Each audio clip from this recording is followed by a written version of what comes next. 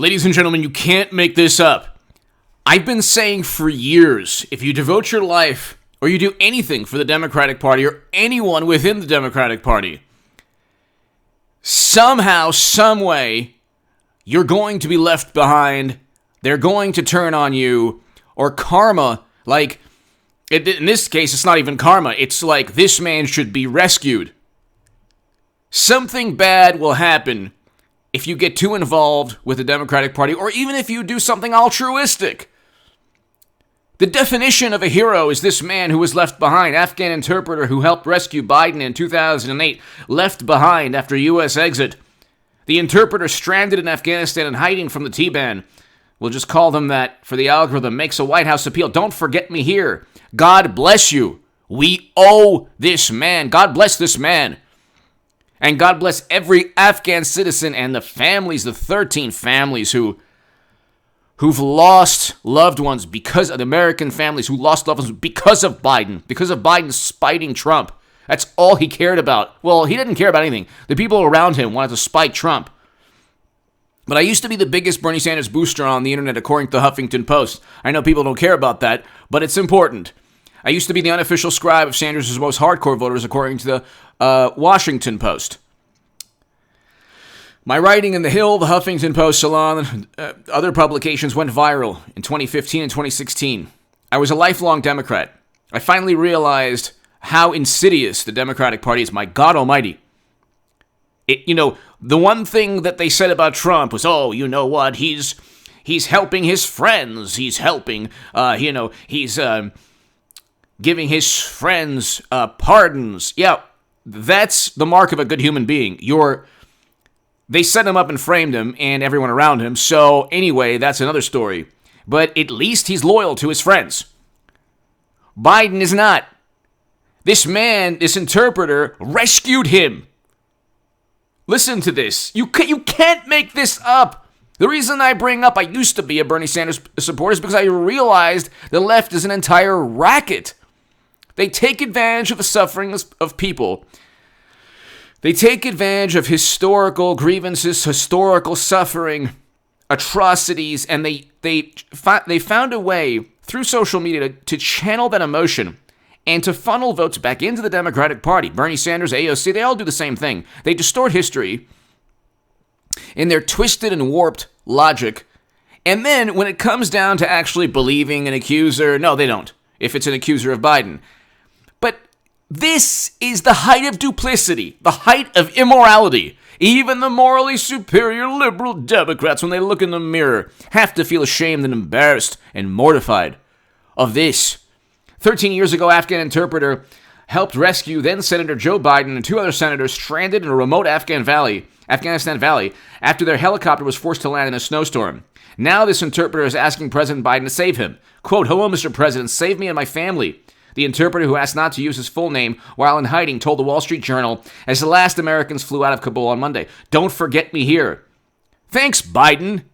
Mashed potato brains, absent-minded, immoral. I mean, this man is... There's no depths. Like, he'll descend to new lows every single day. This is not Trump's social media account, okay? I give context on this channel, so hit subscribe to the channel right now. We're on our way to 200,000 subs. I'm reading from the Wall Street Journal, and there's a Politico article right now. Hit subscribe. Tell your friends about this channel. If you want to read my writing in The Hill, the Huffington Post, Salon, the Jerusalem Post, other publications, go to hagoodman.com. But here you have the Politico. White House Chief of Staff commits to evacuating Afghan interpreter who helped rescue Biden in 2008. Quote, "Hello, Mr. President, save me and my family. Don't forget me here." Save him and his family, Biden, you incompetent, mashed potato-brained, inept, I don't know what else to say, foolish, ungrateful. The man is ungrateful. He is so ungrateful, it's unbelievable. That should have been one of his first priorities. I'm sorry. I know you can't play favorites or you shouldn't play favorites, but at least have a heart, Biden. Whatever is left of that body of yours, whatever is left of your mind or soul. We know there's possibly some kind of demonic spirit inside you, joking, obviously, when he slurs his speech and then goes off into these bizarre, otherworldly, very frightening tangents where he whispers. Of course, that's not any demonic force. That's, of course, just him trying to pretend he's Clint Eastwood or something. I'm being facetious. But do your job, Biden. My God almighty, they obsessed over Trump. You know Trump, he pressured Zelensky. This is none of the things, the Helsinki conference. Oh my God, it's social media. The sensibilities of Democrats are meaningless. Okay, you know those people who are like, oh, you voted for Trump, you're immoral. Nothing is more immoral. Nothing is more immoral than letting down an interpreter in Afghanistan, letting him be, who knows what the T-Ban or IS or AQ or any of those groups will do. Make sure that this man is saved, Biden, and your inept, completely incompetent, highly educated, polished buffoons, Blinken, Jake Sullivan. Make sure this man is saved. I will be very happy, and I will thank, not that anyone cares, but I'll thank Joe Biden and his administration. And I will actually say this is a good thing. This is a very good thing. They need to get this man out. And there are other interpreters and other people, I'm sure, as well, who did a great deal for the United States military, the United States, who should be brought out. And Biden blamed people. But it's like, I don't know if people understand when I try to say, look, I used to be a Bernie supporter and now I support President Trump.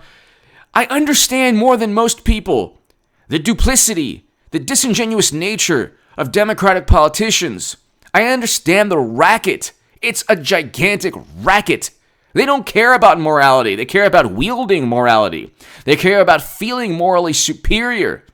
It's a game. It's this very vapid, bizarre, twisted game they play. And when it comes down to, like, saving somebody who saved him, this man saved Joe Biden. So here, White House Chief of Staff Ron Klain committed Tuesday to evacuate from Afghanistan the Afghan interpreter who helped rescue then Senator Joe Biden and two other senators from a snowstorm in 2008. In a Wall Street Journal report published earlier Tuesday. Okay, so why wasn't that part of Biden's? I mean, we know that he's like completely out to lunch. The lights are on, but nobody's home. We know that. Who are the two other senators here? Okay, let me see. Because I can't read the entire Wall Street Journal article, so Politico doesn't name them. I read in the story that did not finish the process because of some complexity with his employer. So here we go.